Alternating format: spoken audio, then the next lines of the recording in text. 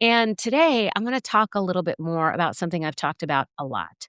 But, it's just one of the tenets that I find really has helped me as a coach and as a podcaster and as a speaker.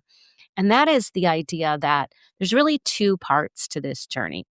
There is the first part, which is becoming alcohol free. And then there is the second part, which is living alcohol free.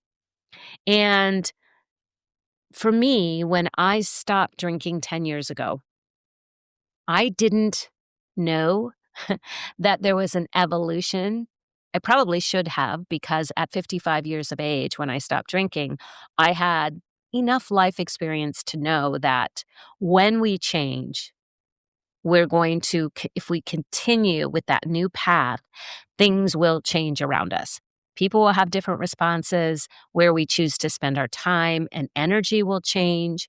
And so I could have probably told myself, and I think part of it is that I was forecasting that everything was going to change. And initially, that felt very. Welcome to the Sober Edge podcast, inspiration for alcohol free living. I'm your host, Teri Patterson, functional nutritionist and This Naked Mind senior coach. The Sober Edge is a place to explore the infinite possibilities on the other side of drinking. In a culture soaked in booze, discover the wonder and joy of taking a different path. Meet real people living lives of purpose and passion. Learn the truth behind the alcohol myths and get ready to be motivated, inspired, and astounded by what is possible with the Sober Edge. Well, hey everyone, it's Teri back with another edition of the Sober Edge podcast. And I'm celebrating along with you, if you'll join me, something very special, which is this is the 200th episode of the Sober Edge podcast. And wow, so it's been over 4 years. For the first 3 years, I was recording every week. And for the last 12 months, I've been recording every other week. So somehow, with all of that combined, it is the 200th episode. And I want to thank you for joining me, whether this is your first episode or your 200th. Thank you for allowing me to come into your world and into your ear and help you kind of consider what it means to become alcohol free and live alcohol free. This has been a journey of passion. One of the most powerful things about podcasting is the connections that are made. About 50% of my podcasts are with a guest, and the other 50% have been solo. And I love both things because I love to interview a guest. I love to bring new ideas to you. And we've had a lot of them, a whole bunch of different episodes. And, that's been really fun to think about all the guests. Recently, we had Nigel Jones, we had Nancy McKay, Adriana Marchioni, Amber Hollingsworth. And these guests get to bring you their perspective of what it looks like to be doing life and not using alcohol. And so some of these guests are experts in their field. Some of them are coaches, and some of them have just created something because their passion for living alcohol free has brought forth something new. Tani Lara, for example, and Sarah Showard, my friend, who shared on an episode back in April of 2025, how to create your own alcohol-free meetup. I talked to Michelle Houston about her company and creating an alcohol-free uh, elixir or adaptogen beverage. We've talked with all kinds of different people on this journey. I've also shared with you the things that I've experienced living alcohol free, whether it was attending a Sober in the City event or connecting with clients over something they had said that helped me bring it forward to your awareness. And so I have really, really enjoyed having this opportunity to learn more myself, and ask questions. I think one of the most powerful things that we get to do in this alcohol free space is actually ask questions and get curious about what we're noticing, experience, what is for us. And today I'm going to talk a little bit more about something I've talked about a lot. But, it's just one of the tenets that I find really has helped me as a coach and as a podcaster and as a speaker. And that is the idea that there's really two parts to this journey. There is the first part, which is becoming alcohol free. And then there is the second part, which is living alcohol free. And for me, when I stopped drinking 10 years ago, I didn't know that there was an evolution. I probably should have, because at 55 years of age, when I stopped drinking, I had enough life experience to know that when we change, we're going to, if we continue with that new path, things will change around us. People will have different responses. Where we choose to spend our time and energy will change. And so I could have probably told myself, and I think part of it is that I was forecasting that everything was going to change. And initially, that felt very scary. So if you are still in the process of becoming alcohol free, you may feel like some of the changes are perhaps unwelcome. They're unsettling. There's a discomfort to not knowing what the change is going to bring.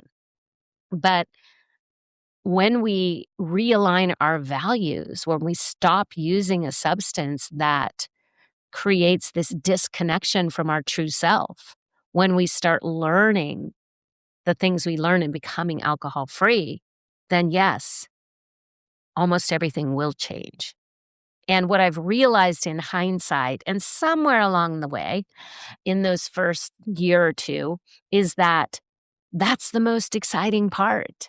So the becoming alcohol free is where we do the most initial work. This is where we have to get support, create accountability, whatever that looks like for you, whether it's a day count tracker, whether it's a paid program, whether it's working one on one with a coach, whether it's being part of a community, whether it's attending your local 12-step program. Creating accountability and having support is very, very important in the beginning. And then we have to learn new tools. I've done entire episodes here in these 200, somewhere in these 200 episodes, there's a episode around getting new tools. And so when we're becoming alcohol free, these things are our focus. We need new tools. We need to understand why our emotions feel so big and how to support our nervous system and how to use enough willpower to get to a place where we then get the opportunity to do things different, get the opportunity to pause and slow down and start to use our thinking brain to make choices. In this episode, or in this time period where we're becoming alcohol free, it's important to understand our core values, to get back to the things that we really want to hold on to in our life. It might be family, it might be curiosity, it might be passion, authenticity, adventure, altruism, all of these things. You have your own set of core values, and they often get muted or forgotten when we're drinking and over drinking, when we're drinking on a regular basis, when we've been drinking for a long time. And so part of this becoming alcohol free is re-identifying those things that connect us to ourself, and core values is a beautiful place to start. So that is one part, or a few parts of becoming alcohol free. Also, setting yourself up with new routines and creating new habits is very important and valuable. So, for example, having a gratitude practice, having a morning routine where we focus on what we want for the day, having an evening routine, a ritual where we wind down that doesn't include booze. All of these things are part of becoming alcohol free. How long does this take? That's up to you. My mentor, Annie Grace, shared early in my journey and my training as a coach the idea that we have competence and incompetence at the level of consciousness and unconsciousness. So Annie called it the 4 A's. So we are unconsciously incompetent in the beginning of our journey. So we don't know what we don't know. Alcohol doesn't feel like a problem. There's no issue. We drink, we enjoy it, we don't enjoy it. We don't assess the consequences and we're not feeling the pain. There's no awareness that alcohol might be a problem for us or that it's interfering with us living the life we really want. And so that place she calls asleep, and that's unconscious. But as soon as we're conscious of wanting, needing, or desiring a change, then we are suddenly consciously incompetent. And so she calls that aware. So in those very first stages of becoming alcohol free, we are starting to build awareness. And as we are building more awareness and starting to consider not drinking and leaving alcohol behind, we have this period of time where we start to take a break or we stop drinking. Maybe we join a dry January. And then we have a long period of time that is focused on learning tools, practicing, getting more time, getting all these things amassed in our conscious world. And the next phase, as we continue along in that conscious state, is awake. So we go from asleep to aware to awake. And the time that we are aware and awake, that timeline looks different for everyone. For some people, they bring in a little bit awareness, but they don't start the work. They don't dive into the tools, tactics, accountability, support, neuroscience, brain changes, patterns, habits. And then things go slowly because they're still trying to figure out what it is they need to do and why it's not working to just muscle or white knuckle or willpower our way through not drinking. And so we can spend a lot of time between aware and awake. And as we move toward awake, still conscious, we're actually becoming consciously competent. So now we're in that beautiful place where we can start living alcohol free. Perhaps this looks like for some people 90 days. Maybe it's 6 months, 9 months, a year. And now we're saying, oh, yes, I actually am living alcohol free. And eventually, with that place of living alcohol free, which we'll talk about in a moment, we become alive. And this is when we move from conscious competence to unconscious competence, where we actually recognize that we no longer think about drinking. Alcohol doesn't have any pull or connection to our daily life or our future life. And we have this beautiful peace around our relationship with alcohol because we have ended it. And that's the place that I live. And I've lived there for a while. And so when I think about the most challenging part for me, I worked for probably the first 6 months or so on becoming alcohol free, maybe even up to 9 months. I was feeling a lot better and a lot of freedom between the 6 and 9 months. And after the 9 month mark, I started really using the tools and feeling that I was living alcohol free. And it took me a little while to get to that place of unconscious competence.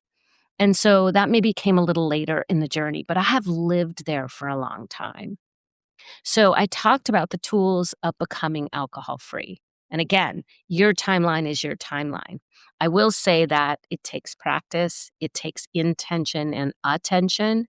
We've got to keep going through the steps in order to build that place where we are consciously competent, to really feel connected to our tools. We know what to do. We're practicing those new routines, morning behavior. We're really feeling connected to our alcohol free life and we feel good. We feel good. We're awake. And then the longer we are living alcohol free, again, that's where we get to that alive. So, what is the difference between becoming alcohol free and living alcohol free? So, to me, what it looks like is after we're through the mechanics of the tools and tactics that I talked about and all of the things that I talked about, we then practice living.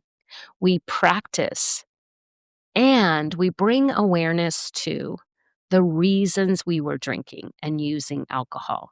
I've said before, and I'll say again, that it really is powerful to think that anytime we are drinking, it's to change our state of being, whether it's to enhance the fun, whether it's to calm down, whether it's to de stress, whether it's to stave off loneliness or depression, or to numb ourselves, to turn off our brain, to feel like we are able to tolerate certain things in our life, or we want to avoid certain things in our life.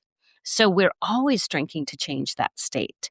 And so part of the work of living alcohol free is creating new tools, new routines, new healthy ways to either engage with the state that we don't like, change that state, or use a healthy tool to allow us to be in that state longer.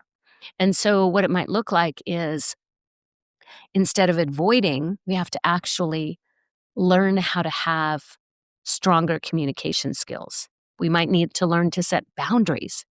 These are the things we work on when we're living alcohol free.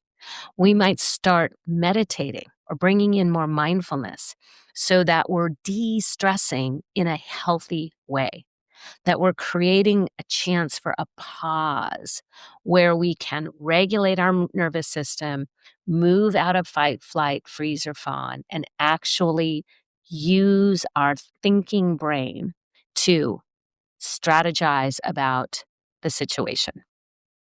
We can name our emotions in that state, and we can move through life with more ease. And you can see that this living alcohol free is our life's work. And how cool is that? And so to me, there's like, you need new tools, you need new support.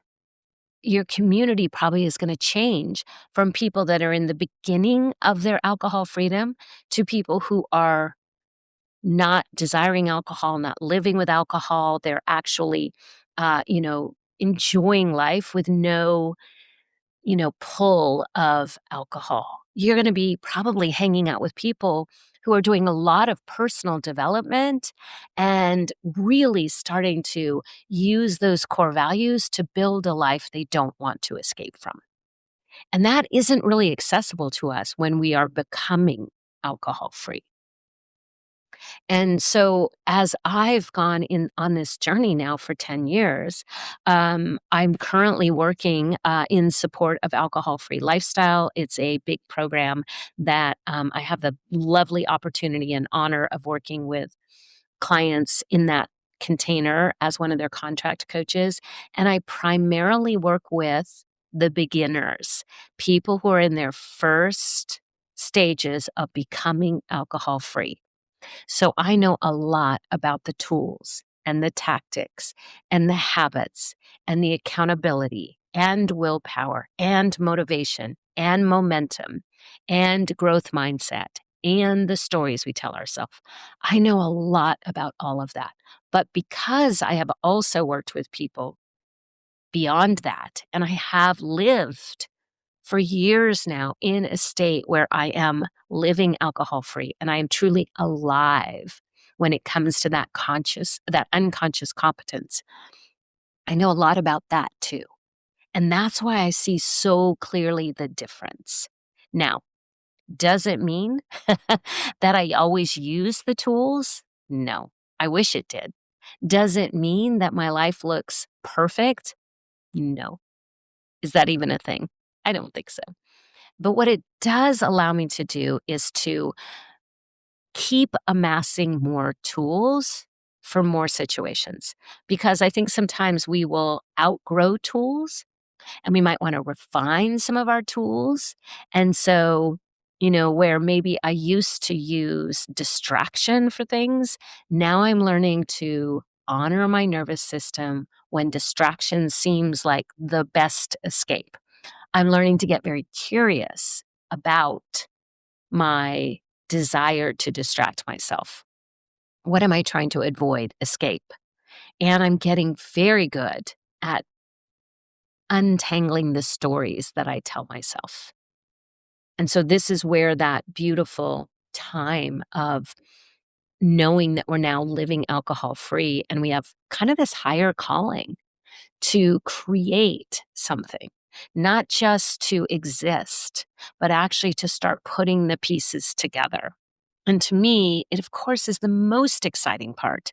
There is a lot of discomfort in both becoming alcohol free and living alcohol free.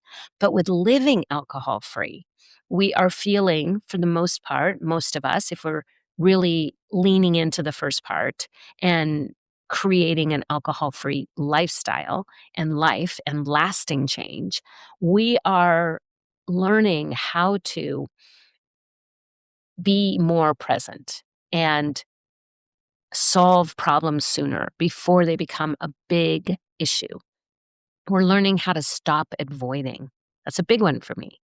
We're learning how to use our voice in different ways, ask for what we want, challenge ourselves in good ways. And, all of us are getting older every day that we're privileged to be on this earth. We're aging, we're getting older. And there's a lot of wisdom and knowledge that comes with getting older. And so it can be such a beautiful time to recognize that we now have permission with this living alcohol free and practicing the living alcohol free to recast what is possible. And so that's why when I think about becoming alcohol free, so much changed. But the living alcohol free, everything has changed. The work that I do in the world, the friends and people I spend the most time with, the thoughts that I have about my life and other people's lives, the traps that I used to fall into, the stories, all of that looks different. And that's why this 200th episode means so much. I've accumulated these tools and this knowledge and wisdom partly through connecting with you over 200 episodes and talking to so many thought leaders, from Peggy Cooney at This Side of Alcohol to Susie Streelman, Zero Proof Experiences, to Brandy Babb and her coaching, to people like Amber Hollingsworth, who works with families who have a loved one who struggles with addiction, to people who have creative health initiatives around how to shift this, people who have created retreats. I mean, there is so much beautiful mind blowing assets out there in the world, other people's minds, thoughts that we've thought, things we've created. It's been such an honor to be able to talk and interview and connect with these people. I've talked to midlife women. Gosh, all kinds of things. Many fellow coaches, because I always want to honor other people's work that they're doing in the world and help them get the word out about how beautiful this life without alcohol is and can be. And so I've had lots of, those guests. And I've even done a compilation where I interviewed many of them for a gray haired not drinking episode. I can't remember now the name, but For many of you, you've been with me through this evolution of my very first podcast. I haven't actually gone back and listened to my intro. Might need to redo that, but there's something kind of sweet and innocent about what I didn't know at the time. And I have to say that, the tools that I first started using 4.5 years ago have evolved, and that's exciting to know that I'm getting better, and the tools are also supporting me in new ways. So hopefully, I'll keep refining my podcast skills and keep bringing you episodes that help you live your most beautiful alcohol-free life. So, whether you're becoming alcohol free, you're living alcohol free, or you're considering it, I hope that you will continue to connect with this podcast to get ideas and inspiration and other podcasts around alcohol free living and living alcohol free. All right, that's it for 200 episodes. I'm celebrating big, and I want to thank you for being here with me. Take care.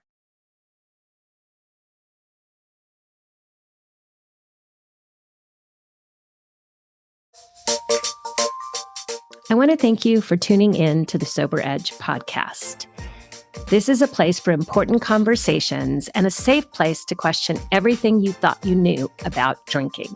If you're looking for your sober edge, I want to invite you to connect with me at thesobernutritionist.com, where you can grab my free resource, Becoming More, a guide to loving your sober life.